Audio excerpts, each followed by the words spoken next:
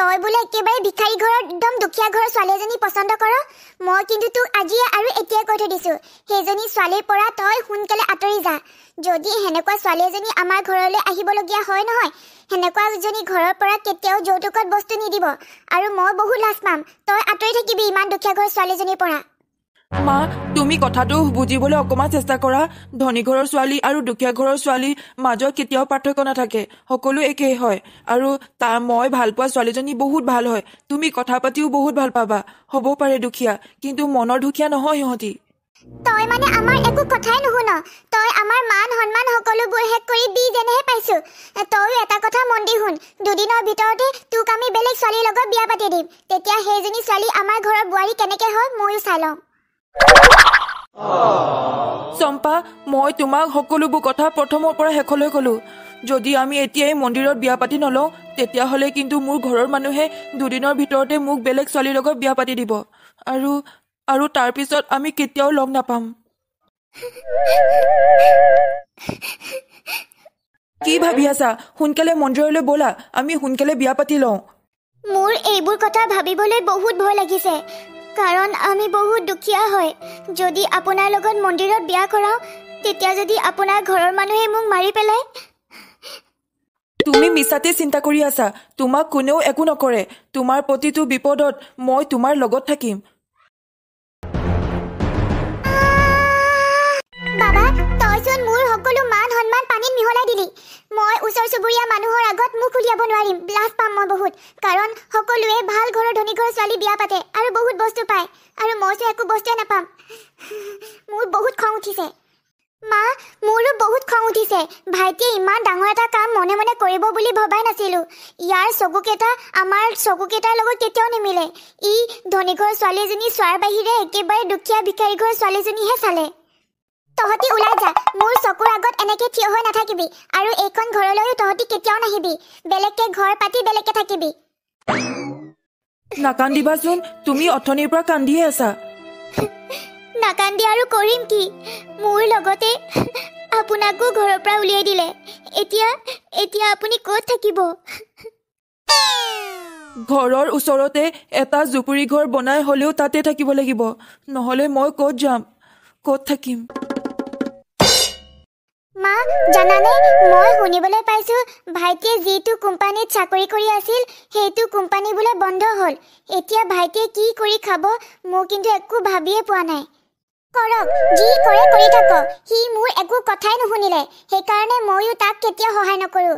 ঘৰৰ পৰা ওলাই যাবলৈ ক'লো, কিন্তু সি ঘৰৰ ওচৰতে জুপুৰি ঘৰ বনাই মেলি তাতে থাকে। মোৰ যে বহুত লাজ লাগে এই জুপুৰি ঘৰটো দেখি। আপুনি মন বেয়া নকৰিবচোন, কোম্পানীটো বন্ধ হ'লে কি হ'ব? আমি এতিয়া বেলেগ কাম আৰম্ভ কৰিব লাগিব, আৰু আমি দুয়ো একেলগে কষ্ট কৰিব লাগিব। তেনেকেই ঘৰখন চলাম। কিন্তু চম্পা, মই কি কাম কৰিম, কি কষ্ট কৰিম? মই পঢ়াৰ বাহিৰে, চাকৰি কৰাৰ বাহিৰে একো কামেই নাজানো। হাল বাব নাজানো, খেতি কৰিব নাজানো, বজাৰত গৈ শাক পাচলি বিক্ৰী কৰিব নাজানো। এইবোৰ কৰিবলৈ মোৰ লাজ লাগে, কাৰণ এইবোৰ কেতিয়াও কৰিয়ে পোৱা নাই। মই এতিয়া বহুত ডাঙৰ বিপাঙত পৰিছো। কি কৰি ঘৰখন চলাম, তোমাক খুৱাই বুৱাই ভালকে ৰাখিম? এতিয়ালৈকে বহুত কেইটা কোম্পানীত গৈ চাকৰি বিচাৰিলো, কিন্তু কোনো এটা কোম্পানীৰ পৰা একো উত্তৰে পোৱা নাই। আপুনি একো কৰিব নালাগে, মই কাম কৰিম। মই কষ্ট কৰি ঘৰখন চলাম। আপুনি কেৱল ভাল চাকৰি এটাৰ কাৰণে ভালকে পঢ়ক। ভালকে পৰীক্ষা দিলেহে ভাল চাকৰি পাব। তুমি কাম কৰিবা? আজিৰ পৰা মই কাম কৰিম। মই বজাৰত গৈ মাছ বিক্ৰী কৰিম, কাৰণ সৰুৰ পৰা দেখিছো দেউতা মায়ে কেতিয়াবা বজাৰত গৈ একেলগে শাক পাচলি বিক্ৰী কৰে, নহ'লে কেতিয়াবা পুখুৰীৰ মাছ ধৰিলে মাছ বিক্ৰী কৰে। তেনেকেই ঘৰখন চলাইছিল। আজিৰ পৰা ময়ো তেনেকুৱাই কৰিম, তেনেকেই ঘৰখন চলাম। জল দেৱতা, মোৰ জালত এজনী নহ'লেও দুজনী মাছ উঠুৱাই দিবা। তেতিয়া সেইজনী মাছ বিক্ৰী কৰি মই ঘৰলৈ চাউল দাইল আনিব পাৰিম। হে প্ৰভু, মাছ এজনী হ'লেও পালে হয় আৰু আজি। বা, দুজনীকৈ ডাঙৰ ডাঙৰ মাছ। এইকেইজনী বিক্ৰী কৰিলে বজাৰত 100 টকা নহ'লে 200 টকা পামেই মই। আপুনি শুনিছেনে? শইকীয়ানী বাইদেউৰ ল'ৰাটোৱে বিয়া পতা এসপ্তাহ হৈছিলহে, এতিয়া ঘৈণীয়েকজনীয়ে বজাৰত গৈ মাছ বিক্ৰী কৰিছে। মই আজি বজাৰত গৈ নিজ চকুৰে দেখিছো। কি যে কৰিছে নহয়, অলপো লাজ নাই সিহঁতৰ। কি আপুনি সঁচাকে কৈছেনে? ন ছোৱালীজনীক আমি চাবলৈ যোৱাই নাই আৰু সিহঁতৰ ইমান বেয়া দিন আহিছেনে যে বোৱাৰীজনীক বজাৰত গৈ মাছ বিক্ৰী কৰোৱাইছে? নাজানো আৰু সিহঁতৰ কথা। শইকীয়ানীয়ে দেখোন মোৰ আগত কৈয়ে আছিল ল'ৰাটোক ধনী ঘৰৰ ছোৱালী এজনীৰ লগত বিয়া কৰাই দিম আৰু দহেজতো বহুত বস্তু পাব, গাড়ী এখন পোৱাৰ কথাও কৈ আছিলে। এতিয়া একেবাৰে দুখীয়া ঘৰৰ ছোৱালীজনীকহে বিয়া কৰালে ল'ৰাটোৱে। আৰু মই শুনিবলৈ পাইছোঁ শইকীয়ানীয়ে ল'ৰা আৰু বোৱাৰীক ঘৰৰ পৰা উলিয়াই দিলে, সেইকাৰণে জুপুৰি ঘৰ এটা বনাই বাহিৰতে থাকে বোলে। অ' এয়া দেখোন বহুত ইণ্টাৰেষ্টিং হৈ আছে। সিহঁতৰ ঘৰলৈ গৈ কথাবোৰ ভালকৈ জানিব লাগিব। কিন্তু যি কি নহওক মোৰ কিন্তু এইবোৰ কথা শুনি বহুত ভাল লাগিছে। চি শইকীয়ানী, আজি কি যে দেখিলো নহয়। তাইৰ মান সন্মান নাথাকিলে নাই, কিন্তু তহঁতৰতো মান সন্মান তাই পানীত পেলাব নালাগিছিল। এনেকৈ বজাৰত মাছ বিক্ৰী কৰি থাকে নেকি নতুনকৈ বিয়া হোৱা ন ছোৱালীজনীয়ে? কি তাই মাছ বিক্ৰী কৰিছে? আমাৰ দেখোন মান সন্মান একোৱে তাই নাৰাখিলে। তাকেহে আপোনাৰ কথাটো সিহঁতি ভাবিব লাগিছিলে। এনেকৈ বজাৰত মুকলি আকাশৰ তলতে মাছ বিক্ৰী কৰি আছে, মাছ লৈ যাওক তেনেকৈ কৈ আছে। বৰ লাজৰ কথা দেই। শইকীয়ানী, আপুনি সিহঁতক দূৰত ৰাখিয়ে বেয়া কৰিছে। সিহঁতক ঘৰৰ পৰা উলিয়াই দিব নালাগিছিল। সিহঁতক পুনৰ ঘৰলৈ মাতি দিয়ক, তেতিয়া হয়তো আপোনাৰ বোৱাৰীজনীয়ে মাছ বিক্ৰী কৰিবলগীয়া নহয়। নাই, মাছ বিক্ৰী কৰাজনীক মই কেতিয়াও আমাৰ ঘৰত সোমাবলৈ নিদিওঁ, কিন্তু মই কিবা নহয় কিবা এটা উপায় উলিয়াই মাছ বিক্ৰী কৰাটো বন্ধ কৰিব লাগিব। হেৰি শুনিছে, আপুনি কিমান আৰু কিতাপ নপঢ়ে, এতিয়া আৰু শুই থাকক। মোৰো বজাৰত বহি বহি মোৰ কঁকাল বিষাই গৈছেগৈ। মই কিন্তু শুই যাওঁ দেই। জানানে, অহাকালি ডাঙৰ কোম্পানী এটা ইণ্টাৰভিউ আছে। যদি মই ইণ্টাৰভিউ ভাল কৰোঁ তেতিয়াহ'লে ময়ে চাকৰি পাম আৰু মাহেকত 2 লাখ টকাকৈ দৰমহা দিব। কি 2 লাখ টকা? তেনেহ'লে আপুনি এতিয়া পঢ়ক, যেতিয়াই টোপনি ধৰে তেতিয়াই শুই থাকিব, কিন্তু ইণ্টাৰভিউ ভালকৈ দিব। মা, তুমি এতিয়া কি কৰিবা? মোৰ কিন্তু কথাবোৰ শুনি বহুত লাজ পাইছোঁ। কি যে হ'ব নহয়, এনেকুৱা কাম কৰিব লাগে নেকি? বজাৰত মাছ বিক্ৰী কৰা আমি ইমান তলতীয়া মানুহ নহয়। তাই মোৰ ল'ৰাটোক কাঢ়ি নিলে আৰু এতিয়া মোৰ সমাজত থকা মান সন্মানখিনিও কাঢ়ি নিছে। মই এতিয়া এনেকুৱা এটা কাম কৰিম যিটোৰ কাৰণে তাই আৰু কেতিয়াও জীৱনত মাছ বিক্ৰী কৰিব নোৱাৰিব বজাৰত।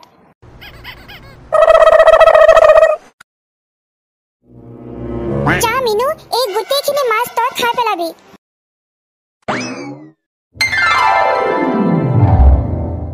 হেৰি, আপুনি ইণ্টাৰভিউ ভালকৈ দিব দেই।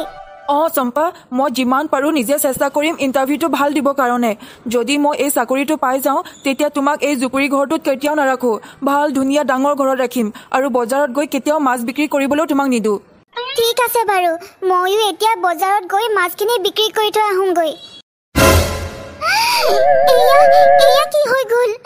মইচোন দৰ্জা ভালকৈ মাৰিছিলোঁ, তথাপিতো মেকুৰী কেনেকৈ সোমালে? মই এতিয়া বজাৰত কেনেকৈ মাছ বিক্ৰী কৰিম?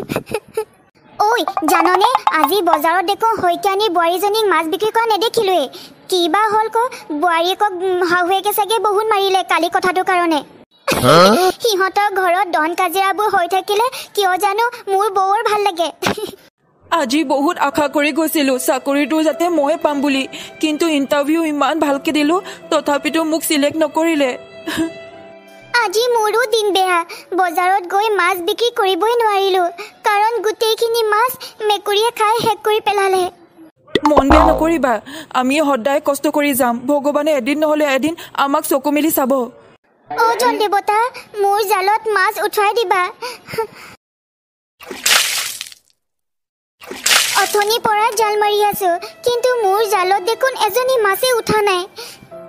বাইদেউ, এয়া লওক টকা 10,000। পুখুৰীত যিমানখিনি মাছ আছিলে গোটেইখিনি মাছ ধৰি আমি বজাৰত বিক্ৰী কৰি দিলোঁ। এয়া 10,000 টকা লওক। হ'ব, তই এতিয়া যাব পাৰ। বাহ মা, তুমি ভাল বুদ্ধি লগালা। এতিয়া পুখুৰীত যিমান জাল মাৰি থাকিলেও মাছ এজনীও নুঠে। আপুনি জানেনে, ইমান ডাঙৰ পুখুৰীত মই আধা ঘণ্টামান জাল মাৰি থাকিলোঁ, কিন্তু মোৰ জালত এজনী মাছেই নুঠিলে। মাছবোৰ ক'লৈ গ'ল জানো পাই। যদি মাছ বিক্ৰী কৰিব নোৱাৰোঁ তেতিয়াহ'লে বজাৰত শাক পাচলিকে বিক্ৰী কৰিব লাগিব। ৰ'ব, আপোনালৈ মই গৰম পানী লৈ আনোগৈ। পানী অকণমান খালেহে আপোনাৰ কাহটো ৰখিব। এয়া মই কি দেখিছোঁ মই? গছত মাছবোৰ ওলমি আছে, মই একো বুজিয়ে পোৱা নাই। এয়া মোৰ চকু ওপৰতো বিশ্বাস হোৱা নাই এয়া আমি কি দেখিছো গছত জানো মাছ লাগে মোৰ যে বহুত ভয়হে লাগিছে